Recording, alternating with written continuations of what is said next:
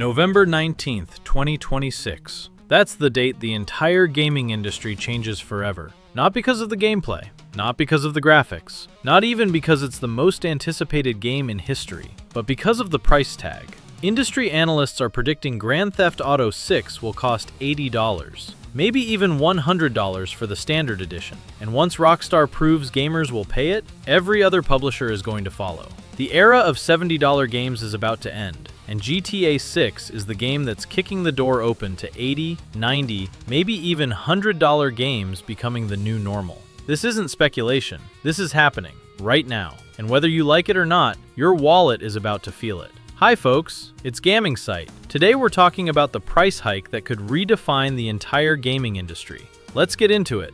The $2 billion question. Let's start with the numbers that make this whole thing make sense, at least from Rockstar's perspective.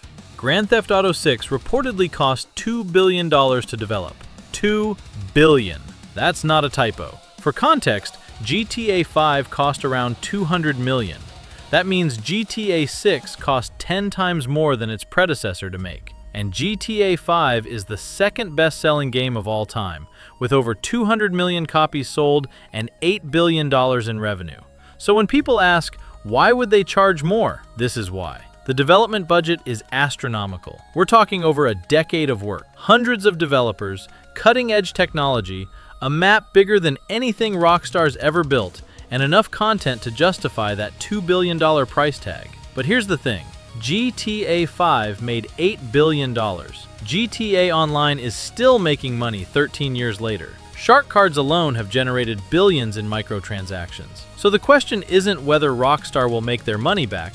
They absolutely will. The question is, do they need to charge more? Or do they just want to because they know we'll pay it? Take-Two's CEO Strauss Zelnick has been coy about pricing. When asked directly, he says the company has always had variable pricing and that their goal is to deliver more value than what we charge.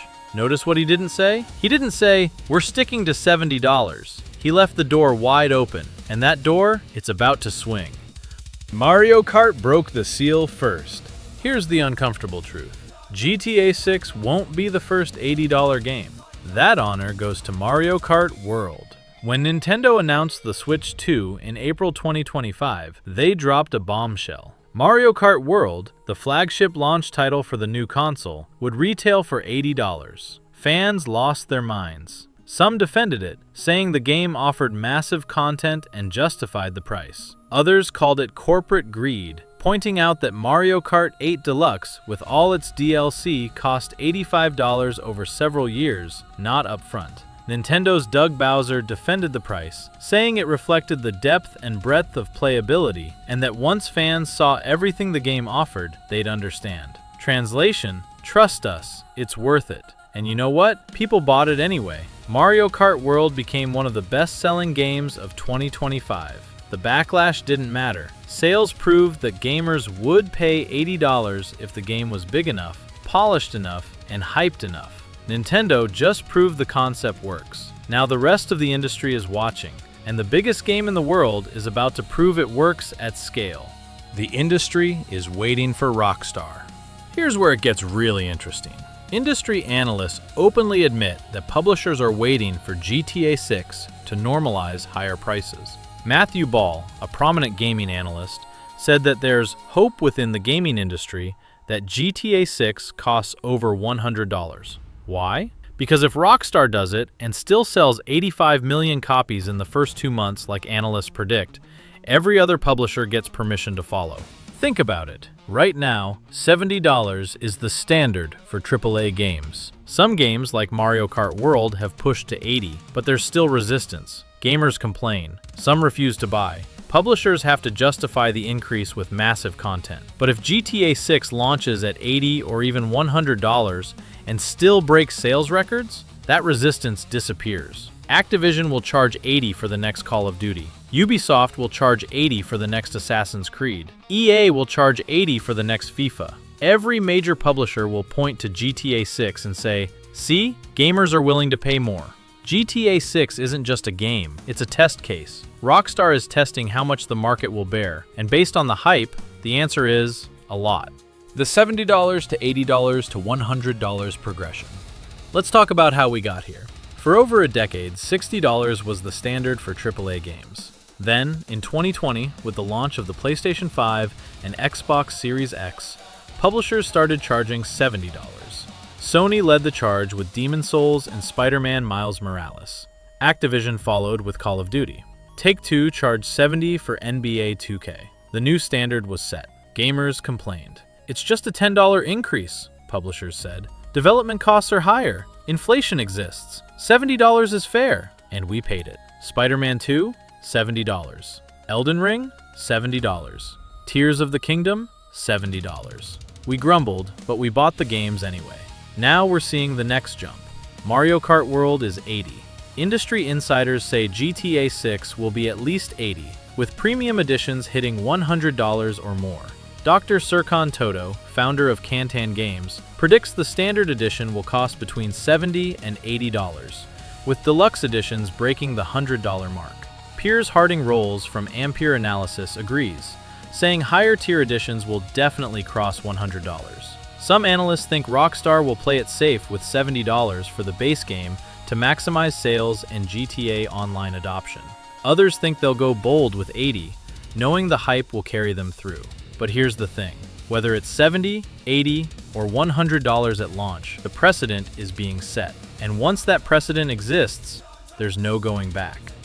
The controversial takes. The internet is divided. Shocking, I know. Some streamers and influencers have defended the potential $100 price tag. XQC, one of the biggest streamers on Twitch, said gamers spend more than that on unfinished early access games and cosmetic skins every year. So why complain about $100 for GTA 6? On Reddit, some fans are saying they'd pay $500 for GTA 6. Others pointed to Mario Kart World's $80 price and said if Nintendo can charge that much, Rockstar should charge $120. But the backlash is real too. Gamers on Reddit, Twitter, and YouTube are pushing back hard. One user said, "I strongly believe it should not exceed $70. They will generate billions from it for the next decade. Stop allowing them to increase game prices." Another pointed out that depending on where you live with taxes, an $80 game could cost over $120. That's a week's groceries for some people. That's a car payment. That's rent money. Pricing out lower-income gamers and younger audiences isn't just bad optics, it's exclusionary. And here's the kicker. GTA 6 will make billions from GTA Online 2.0. Shark cards, microtransactions, premium currency. Analysts predict GTA Online could generate more revenue than the base game over the next decade. So why does the upfront price need to be higher? Because they can. Because the market will bear it. Because once you normalize $100 games, there's no ceiling. What it means for gamers. Let's be real. If GTA 6 launches at $80 or $100 and sells 85 million copies in 2 months like analysts predict, the floodgates open. Call of Duty? $80. Assassin's Creed? $80. The next Madden? $80. Every major franchise will follow Rockstar's lead because publishers have been waiting for this moment. And it won't stop at $80. Once $80 becomes normal, the next jump will be $90, then $100. Premium editions will hit $150. Collector's editions will be $200 or more. The goalposts will keep moving because profits demand growth, and growth demands higher prices. For gamers, this means tough choices. Do you buy fewer games? Do you wait for sales? Do you skip certain franchises entirely because you can't justify the cost? For younger gamers and people on tight budgets, this is devastating. Gaming is already expensive. Consoles cost $500. A PlayStation 5 Pro is $700. Controllers are $70. Subscriptions are $15 a month. Now the games themselves might cost $100. The hobby is getting more exclusive, not more accessible. And that's a problem. The uncomfortable truth. But here's what nobody wants to admit. We did this to ourselves. Publishers raised prices from $60 to $70, and we complained. But we bought the games anyway. Spider-Man 2 sold millions at $70. Call of Duty still dominates. Tears of the Kingdom moved over 20 million copies at $70. We taught publishers that we'll pay more, that our complaints don't matter as long as sales stay strong. And when GTA 6 launches at $80 or $100, we'll complain on Reddit, we'll make memes on Twitter, we'll record angry YouTube videos, and then we'll pre-order it anyway, because it's GTA, because we've been waiting 13 years, because FOMO is real, and everyone we know will be playing it, and we can't be left out. Rockstar knows this. Take-Two knows this. Every publisher knows this. They're not setting these prices randomly, they're setting them based on what we've proven we'll pay. If we want prices to stop rising, we have to stop buying. But we won't, because we love games too much, because hype is too strong, because we've already rationalized it. It's just $10 more. I'll skip lunch a few times. I'll wait for my birthday. I'll buy it used in 6 months. We enable this. Every pre-order, every day one purchase, I'll just get the standard edition compromise. We're telling publishers, yes, we'll pay more. Yes, you can keep raising prices. Yes, the market will bear it. And they believe us, because we keep proving them right. November 19th, 2026. GTA 6 launches. And whether it costs $70, $80, or $100, the gaming industry changes forever. Because if Rockstar can charge that much and still break sales records, every other publisher will follow. The $80 game becomes standard, then $90, then $100. The ceiling keeps rising because we keep paying. Is GTA 6 worth it? Probably. Rockstar doesn't miss. The game will be incredible. But is it worth normalizing $100 games? That's the question we all need to ask ourselves. Because once that door opens, it doesn't close. What do you think? Would you pay $100 for GTA 6? Or is that where you draw the line? Let me know in the comments below. If you enjoyed this video, hit that like button. If you're not subscribed, now's a great time. We're covering all the biggest gaming industry stories as they happen. Don't forget to turn on notifications so you never miss an upload. As always, thanks for watching. I'm GamingSight, and I'll see you in the next one.